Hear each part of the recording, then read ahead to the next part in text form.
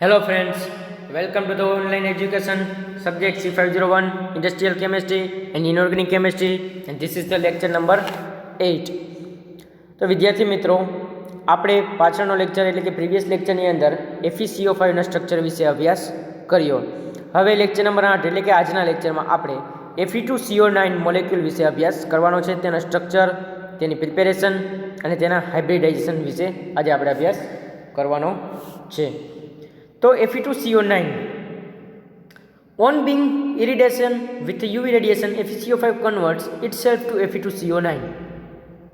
હવે FeCO5 મોલેક્યુલને UV radiation કરવામાં આવે, યુવી છે એની હાજરીમાં યુવી રેડિયેશન થાય FeCO5નું, તો એ પોતે જ શેમાં કન્વર્ટ થઈ જશે? તો કે Fe2CO9 ની અંદર. તો એ કઈ રીતે? તો એ મેથડ નીચે આપેલી છે. બે FeCO5ના મોલેક્યુલમાંથી યુવી લાઇટ પાસ કરવામાં આવે છે, તો Fe2CO9 એ આપમેળે બની જશે. બરાબર છે. હવે આપણે જોઈએ એના વિશે અભ્યાસ કરીએ Fe2CO9 વિશે. તો કે Fe2CO9 is a golden yellow triclinic crystalline substance. હવે અહીંયા શું કીધું છે? તો કે Fe2CO9 છે એ ગોલ્ડન યલો કલરનું છે. બરાબર છે. અને ટ્રાઇક્લિનિક ક્રિસ્ટલાઇન સબસ્ટન્સ છે. એનો શેપ છે. એનો શેપ કેવો હશે? તો કે ટ્રાઇક્લિનિક હશે.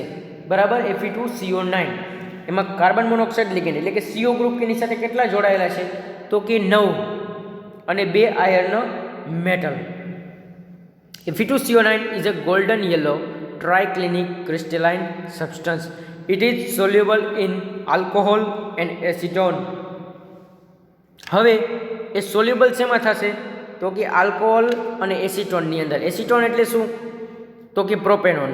અને આલ્કોહોલ એની અંદર એ સોલ્યુબલ થશે.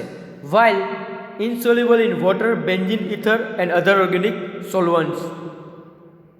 એ ઇન્સોલ્યુબલ શેમાં રહેશે? તો કે વોટર એટલે કે પાણી, બેન્ઝીન, ઇથર અને અધર ઓર્ગેનિક સોલ્વન્ટ્સ. હવે જે આપણું Fe2CO9 છે મોલેક્યુલ, એ સોલ્યુબલ શેમાં છે? તો કે આલ્કોહોલ અને એસિટોનની અંદર જ Fe2CO9 સોલ્યુબલ છે, પરંતુ કોઈપણ પ્રકારના ઓર્ગેનિક સોલ્વન્ટ્સની અંદર એ ઇન્સોલ્યુબલ છે. હવે દાખલા તરીકે પાણીની અંદર પણ એ ઇન્સોલ્યુબલ છે, બેન્ઝીનની અંદર પણ ઇન્સોલ્યુબલ છે, ઇથરની અંદર પણ ઇન્સોલ્યુબલ છે. A non volatile compound with diamagnetic in nature. એ કેવું છે? તો કે નોન વોલેટાઇલ કમ્પાઉન્ડ છે અને ડાયામેગ્નેટિક છે. હવે નોન વોલેટાઇલ એટલે આપણે જાણીએ છીએ કે જે હવામાં ઇવાપોરેટ થતું નથી. એને જો આપણે ખુલ્લું મૂકી દઈએ કોઈ પણ પાત્રની અંદર, તો એ વોલેટાઇલ થશે નહીં, એ ઉડી જશે નહીં પેટ્રોલની માફક. બરાબર છે. એટલે કેવું કમ્પાઉન્ડ છે? તો કે નોન વોલેટાઇલ કમ્પાઉન્ડ છે. અને એ કેવું છે? તો કે ડાયામેગ્નેટિક ઇન નેચર. હવે આગળ વધીએ. X ray and crystallographic study indicates the presence of iron metallic delta and where Fe distance is 2.46 angstrom. હવે એની અંદર કેવો બોન્ડ રહેલો છે? તો કે મેટાલિક ડેલ્ટા બોન્ડ રહેલો છે. કેવી રીતે એ ખબર પડી? તો કે એક્સ-રે અને ક્રિસ્ટેલોગ્રાફિક સ્ટડી ઉપરથી. એક્સ-રે અને ક્રિસ્ટેલોગ્રાફિક સ્ટડી ઉપરથી આપણને જાણવા મળ્યું કે ફેરસ મેટાલિક ડેલ્ટા બોન્ડ છે એ Fe વચ્ચેનું ડિસ્ટન્સ બતાવે છે 2.46 એંગસ્ટ્રોમ જેટલું છે. બે મેટલ રહેલી છે, બંને સેમ મેટલ છે, આયર્ન. બરાબર છે. તો જે આયર્ન મેટલ વચ્ચેનું જે ડિસ્ટન્સ છે એ Fe2CO9 મોલેક્યુલમાં એ ડિસ્ટન્સ કેટલું છે? તો કે 2.46 એંગસ્ટ્રોમ જેટલું એનું ડિસ્ટન્સ રહેલું છે. હવે આપણે એની આયર સ્ટડીઝ વિશે અભ્યાસ કરીએ. તો કે IR spectral studies proves the presence of the both ketonic and terminal carbonyls because of Fe2CO9 gives a absorption bands in both the ketonic and terminal carbonyl region. હવે શું કીધું છે?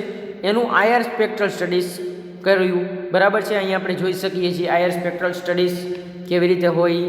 બરાબર. આયર સ્ટડી એક સ્ટડી કર્યું એક્સ-રે અને ક્રિસ્ટેલોગ્રાફી. એના ઉપરથી આપણને શું જાણવા મળ્યું? તો કે ફેરસ વચ્ચે મેટાલિક ડેલ્ટા બોન્ડ રહેલો છે અને ફેરસ મેટલ વચ્ચેનું જે ડિસ્ટન્સ છે એ કેટલું છે? તો કે 2.46 એંગસ્ટ્રોમ જેટલું.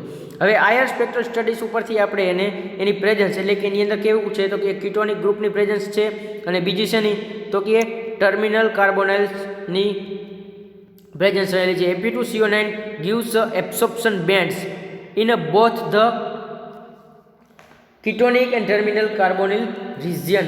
હવે Fe2CO9 છે એમાં એબ્સોર્પ્શન બેન્ડ રહેલી છે. એ કઈ રીતે આપણે દર્શાવી શકીએ તો નીચે ફિગર આપેલી છે કીટોનિક અને ટર્મિનલ કાર્બોનિલ રિજિયન, જે હવે આપણે જોઈએ એ કઈ રીતે છે.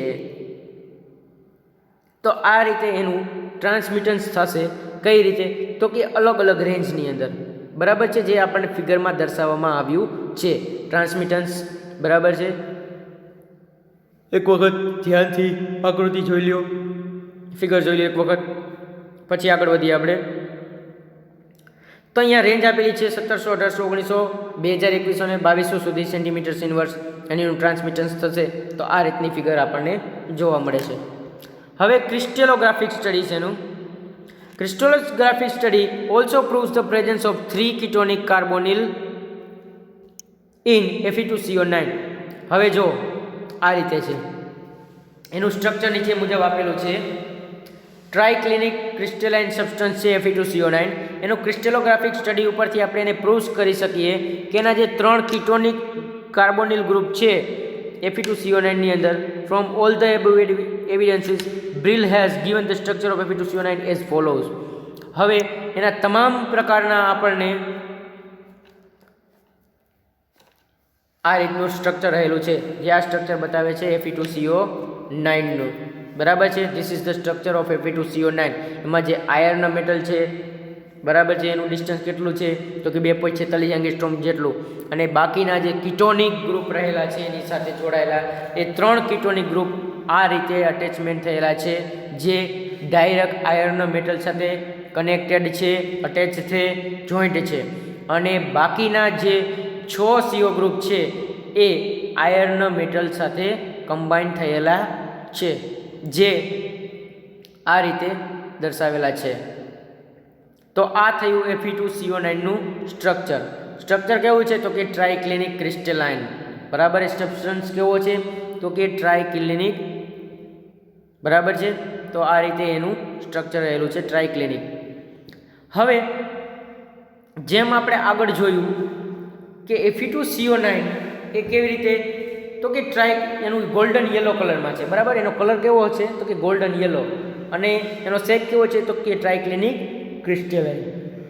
હવે જેમ આપણે આગળ જોયું કે એ સોલ્યુબલ શેમાં થશે તો કે આલ્કોહોલ અને એસિટોનની અંદર, પરંતુ એ એક પણ પ્રકારના ઓર્ગેનિક સોલ્વન્ટ્સની અંદર સોલ્યુબલ થશે નહીં, એટલે insoluble in water, benzene, ether and other organic solvents. અને એ કેવું કમ્પાઉન્ડ છે તો કે નોન વોલેટાઇલ છે અને ડાયામેગ્નેટિક ઇન અ સ્ટ્રક્ચર, બરાબર છે.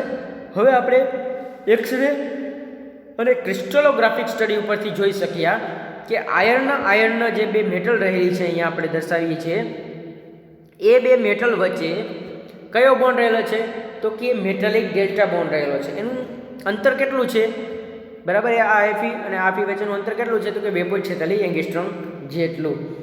હવે આપણે આગળ વધીએ. હવે નીચે અહીંયા બતાવ્યું છે આપણને કે FeCO વેર FeCO એટલે કે 2 આયર્ન મેટલ વચ્ચે જે કાર્બોનિલ ગ્રુપ રહેલા છે, કીટોનિક કાર્બોનિલ ગ્રુપ રહેલા છે, એનું ડિસ્ટન્સ કેટલું છે તો કે 1.85 એંગસ્ટ્રોમ જેટલું. હવે એની અંદર કયા પ્રકારનું હાઇબ્રિડાઇઝેશન જોવા મળશે તો કે D2sp3 પ્રકારનું હાઇબ્રિડાઇઝેશન આપણને જોવા મળશે, જે અહીંયા નીચે મુજબ છે D2sp3. એટલે કે Fe2CO9 મોલેક્યુલની અંદર 2 D ઓર્બિટલ, 1 S ઓર્બિટલ અને 3 P ઓર્બિટલ એના હાઇબ્રિડાઇઝેશનની અંદર ભાગ લેશે. એટલે Fe2CO9 ની અંદર D2sp3 હાઇબ્રિડાઇઝેશન થતું જોવા મળે છે. અને FeCO ડિસ્ટન્સ કેટલું છે તો કે 1.85 એંગસ્ટ્રોમ જેટલું એનું ડિસ્ટન્સ રહેલું છે. અને 2 Fe વચ્ચે કેટલું ડિસ્ટન્સ છે તો કે 2.46 એંગસ્ટ્રોમ જેટલું. આપણને આયર સ્પેક્ટ્રલ સ્ટડીઝ અને એક્સરે અને ક્રિસ્ટેલોગ્રાફિક સ્ટડીઝ ઉપરથી Fe2CO9 ના મોલેક્યુલના સ્ટ્રક્ચરની સંપૂર્ણ માહિતી મળે છે. અને એની પ્રિપેરેશન કેવી રીતે કરવામાં આવે છે Fe2CO9 ની, તો જેમ આપણે ઉપર જોયું એનું રિએક્શન Fe2CO9 નું, કે Fe2CO9 નું આપણે બનાવવા માટે FeCO5 એટલે કે આયર્ન પેન્ટાકાર્બોનિલને યુવી લાઇટમાંથી પાસ કરવામાં આવે તો એ આપમેળે Fe2CO9ની અંદર કન્વર્ટ થતું જોવા મળે છે. તો વિદ્યાર્થી મિત્રો, આ લેક્ચર નંબર 8ની અંદર આપણે Fe2CO9ના સ્ટ્રક્ચર, એની પ્રિપેરેશન વિશે અભ્યાસ કર્યો. હવે આપણું આગળનું નેક્સ્ટ મોલેક્યુલ એટલે કે Fe3CO12 મોલેક્યુલ વિશે આપણે આગળના લેક્ચરમાં અભ્યાસ કરીશું, લેક્ચર નંબર 9ની અંદર.